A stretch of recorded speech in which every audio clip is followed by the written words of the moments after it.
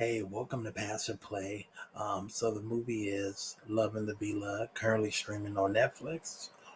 Actually, only streaming on Netflix, starring Kat Graham, and you may know her from Vampire Diaries. She also actually has some really good music as well as a musical artist.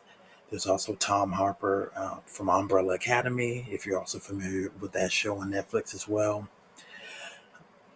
So off the bat, actually, I'm just gonna say it's a play for me. I did like this film. It actually is very reminiscent of Letters by Juliet. If you've ever seen that film, I don't know, was it like maybe after 2000, early 2000s, and like maybe 2010.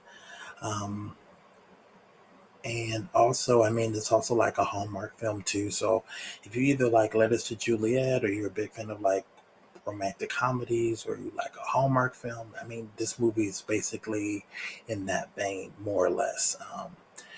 I would say that the cast is a little bit diverse to an extent. You know, Kat Graham is she's mixed, but she's African American. There's another actor, her boyfriend in the film, Brandon. He's Indian Canadian, so it's a little bit diverse. So basically, we start off with Julie, Kat Graham characters. She's like a passionate third grade teacher. She's been planning the trip for years to Verona, Italy, and she's planning to go with her boyfriend of 4 years, Brandon. And then the night before, or a couple nights before the trip, they go to dinner, and she whips out this kind of itinerary folder of everything that she has planned, all the places to go, all the tour destinations, kind of breaking it down from this event to this event, a pie chart and everything of what she plans to do. He gets overwhelmed and he ends up breaking up with her. There's even a part where the waiter Blake comes to the table and he's like, how can I help you today? And she's like, he's breaking up with me, and he's like, I'll get you some bread, and he just like kind of just zips away. So basically they break up. He's like, well, once you come back from the trip, we can talk about it. And she's like, no. And she gets up and just walks out. She gets to she gets to Verona, and when she gets to the villa that she's rented, she walks in and there's this uh, Charlie, aka British Charlie, Tom Harper, who is standing in his underwear, spills wine on himself, shocked as well. They both show each other proof that they have rented this villa. And then her character's like, obviously it was an error. He's like, obviously. Um, they right off the bat, they don't like each other. It's very snappy. It's very kind of back and forth, kind of like I don't want to say love and hate already, but like automatically they really don't like each other.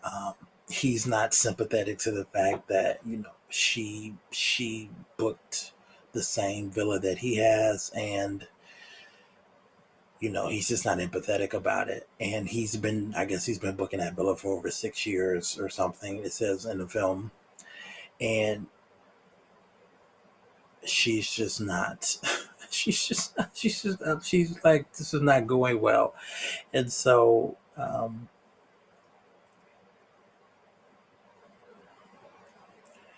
it turns out that there is this wine convention in town that they have every year around this time, apparently, because he's some kind of wine. He does wine sales or wine consulting for this wine company in England, but there's nowhere else for her to go. So if she tries to, there's no other hotel or anything that will be open because everything has been booked about a year in advance for this convention that they have every year in that area. So he reluctantly agrees to let her stay, and she ends up sleep on the couch. He's not giving her the room. It's like it's a 16th century villa. Um, so she calls the booking agent, which is Silvio D'Angelo. He shows up with groceries and admits that there was a booking error with their villa, and he basically asked them, would they agree to share the villa? They both agree, but Julie ends up getting an idea to, basically make, annoy Charlie to the extent where he just, wants to leave. So they start basically going back and forth and pranking each other.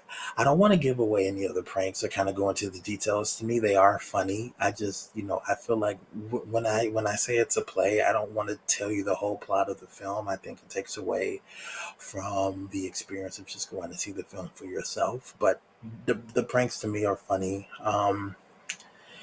It's funny. I mean, it's like mature in a very immature way, and they just kind of go back and forth talking about this is war.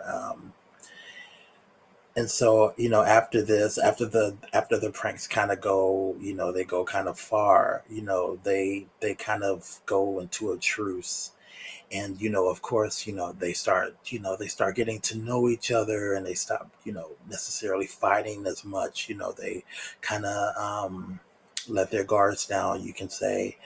um, and when it seems things are starting to go good, Cassie shows up, which I was also say she's also British as well. She shows up, and it turns out that she is his boyfriend. I mean, boyfriend. She is his girlfriend slash fiance, and they're on and off again. And then what happens? The song "Me and You" starts playing in the background by Cassie, and she starts dancing. And no, I'm joking. It didn't happen, but it actually would have been really cool if "Me and You" had started playing by Cassie. They didn't do it, but they should have did that because that song would have really worked. Anyway, but she comes and she kind of throws a wrench in kind of like the budding feelings that start to arise for Julie and Charlie. And then from there, it gets a little bit. There's some more. There's another twist and turn. There's some more stuff that happens. But I feel like if I go more into it, I would just be giving you the whole movie. Um, it's not necessarily a spoiler review. I mean, I guess you could say this is a non-spoiler review, but I feel like when it's played, I'm just saying you should see the movie. I mean, I'll give you a little bit, but I'm not going to tell you the whole movie. It takes away. If I tell you everything that happens in the movie, it's kind of going to take away the enjoyment. But there are some random quotes in here that I really like. So I'm going to throw the random quotes out. I'm not going to say where they're part of. I'm just going to say them because I thought that they were really funny. Um, there are crying children kicking passengers in the back of their seats. Who needs an Uber when there's Uberto and he drives like a maniac? There's a lot of cats and they love olives though. I'm not saying I make my mistakes, but I'm careful. Wife smart, but girlfriend not so smart. Thunder God. Like Michelle Obama said, when they go low, we get a shovel. You want crazy? I'll show you crazy. Don't shoot, I'm British. A Santa Manson. What is that? I don't know. It was low and he admitted it. Overqualified. Stupid, but it's funny. And Capito. So again, I think this is a play. If you like those actors, I think that they do a really good job. It's also good to see. It's also good to see them in comedies. Not to say that they all do serious roles, but it was just cool to see like a fun movie. If you just want a fun date movie, even if they talk about Netflix and chill and all that, I would say this is a good movie to watch.